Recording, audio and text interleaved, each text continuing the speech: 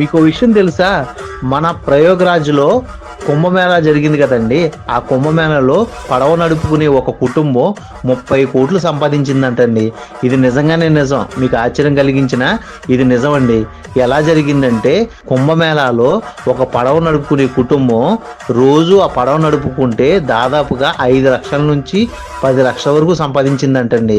అదే కుటుంబం నార్మల్ రోజుల్లో పడవ నడుపుకుంటుంటే నెల మొత్తం ₹1,00,000 కూడా సంపాదించలేదంటండి. ఇదే విషయాన్ని సాక్షాత్తు ఆ ఉత్తరప్రదేశ్ సీఎం అయిన ఆదిత్యనాథ్ గారు తన అసెంబ్లీలో ప్రస్తావించారండి. ఇది నేను సాధించిన విజయం. ఎందుకంటే ఈ కుంభమేళాని నేను ఒక బిజినెస్ రూపంలో చూశాను. ఈ బిజినెస్ ని సక్సెస్ చేసి మన రాష్ట్ర ఆర్థిక వ్యవస్థను పెంచాను అని ఆయన అసెంబ్లీలో గర్వంగా చెప్పుకున్నారండి. దీని గనక మన చంద్రబాబు నాయుడు గారు విజనరీగా ఆలోచిస్తే ఫ్యూచర్లో రాబోయే గోదావరి కృష్ణానది పుష్కరాల్లో మనం ఖచ్చితంగా బాగా ఆర్థిక అభివృద్ధి చెంది మన రాష్ట్రం అప్పుల బాధ తీరిపోతుందని నేను అనుకుంటున్నానండి.